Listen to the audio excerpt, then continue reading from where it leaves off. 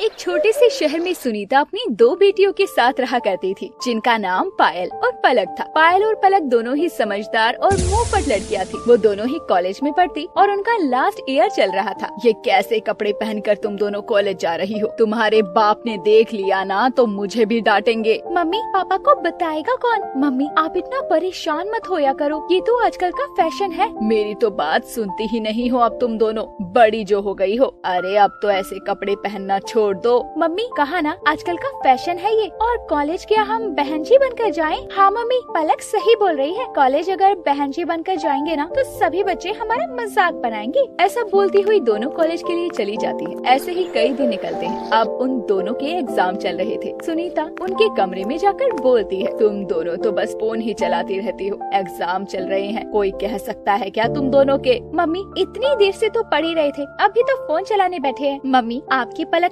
इतनी होशियार है ना कि बिना पढ़े भी एग्जाम दे सकती है। बहुत बोलती हो तुम दोनों माँ के साथ। सही है, जब ससुराल जाओगी ना तब पता चलेगा। मम्मी, आपको हमारी बातें इतनी ही बुरी क्यों लगती है? आपको क्या लगता है हम बहुत बोलते हैं या हम बेशरम है? अब तुम्हारे एग्जाम खत्म होने के बाद तुम घर के काम सीख लो, फिर तुम दोनों की शादी भी करनी है। सुनीता ये कहकर वहाँ से चली जाती है। ऐसे ही उनके एग्जाम भी पूरे हो जाते हैं और उनके लिए विवेक और रवि का रिश्ता आता है। दोनों भाई थे और उनकी माँ ममता देवी को पलक और पायल दोनों ही पसंद आ जाती है और वो दोनों बेटों की शादी पूरे रीति रिवाज से उन दोनों से कर देती है। बहू, तुम्हारा स्वागत है हमारे घर में। घर के इस कलश को अपने दाहिने पैर से गिराकर अंदर आ जाओ।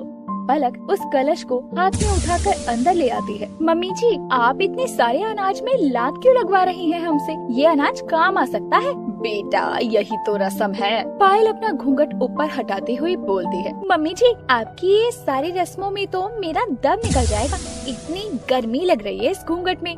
तुम्हारी हिम्मत कैसे हुई मुझसे बिना पूछे अपना घूंघट ऊपर करने की? मम्मी, मुझे घूंघट लेने की आदत नहीं है। मैं इतनी देर से घूंघट में हूँ, मैं और घूंघट नहीं ले सकती। ये सब वहाँ के मेहमान देख रहे होते हैं और दोनों बहू को बहुत ही बेशर्म कहने लगते हैं। पायल और पलक दोनों ही अपने कमरों में चली जाती हैं। उसके बाद दूसरे दिन सुबह होती है। पायल ब्लैकलेस ब्लाउज और पलक शॉर्ट ड्रेस पहनकर सबके सामने आ जाती है। अरे ये क्या पहना है तुम दोनों ने? बड़े घर की बहू को ये सब पहनना सूट करता है क्या? अरे मम्मी जी, आप कितनी ओल्ड फैशन है। ये बात तो तुमने सही कही पायल, मम्मी जी बहुत ओल्ड फैशन है। हाँ, मैं ओल्ड फैशन हूँ। संस्कार नाम की भी कोई चीज होती है, शर्म तो तुम दोनों में है ही नहीं। ममता की बात को वो दोनों नहीं मानती और वहाँ से चली जाती हैं। जिसके बाद विवेक और रवि पायल और पलक को हॉल में बुलाते हैं। पायल, इधर आओ। अभी आ रही हूँ।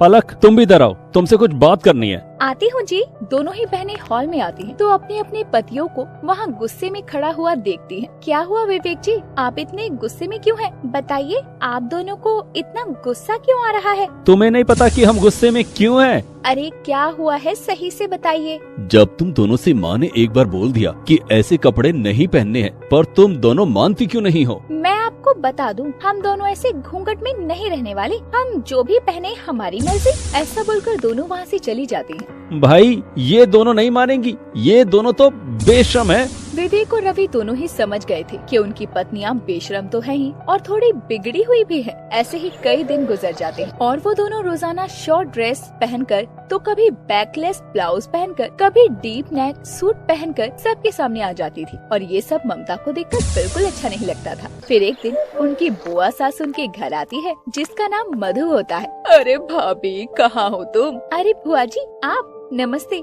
पायल अपनी बुआ सास को देखकर नमस्ते करते हुए पैर छूने लगती है। तभी वहाँ पलक भी आ जाती है। नमस्ते बुआ जी, आप कब आई? नमस्ते नमस्ते, तुम्हारी सास कहाँ है? वो मम्मी जी अभी पड़ोस में ही गई हैं, आती होंगी। अच्छा, और बताओ, तुम्हारी सास तुम्हें परेशान तो नहीं करती ना? नहीं बुआ जी, ऐसा तो कुछ नहीं है। अरे छुपाओ मत, मैं भी तुम्हारी बुआ सास हूँ। ऐसा तो कुछ नहीं है। अगर कुछ ऐसा होता भी तो हम आपको क्यों बताते? आप होती कौन है हमारे घर में बोलने बोलने वाली। भाभी सही बोलती है, तुम दोनों के बारे में बेशरम हो। अच्छा तुम बताओ या मत बताओ, आपको पता है ममता तुम दोनों पर रोक टोक करती है और तुम्हें परेशान भी रखती है। मेरी एक बात मानोगी? जी बोलिए। अपने अपने पतियों को लेकर अलग हो जाओ या तो अपनी सास को ही घर से निकाल दो। अच्छा तो आप चाहते हैं हमारे परिवार में फूट पड़ जाए? जैसे आपकी बहू और बेटों ने आपको निकाल दिया है, ऐसे ही हम भी मम्मी जी को निकाल दें? अरे रे बहुत बोलती हो तुम तो,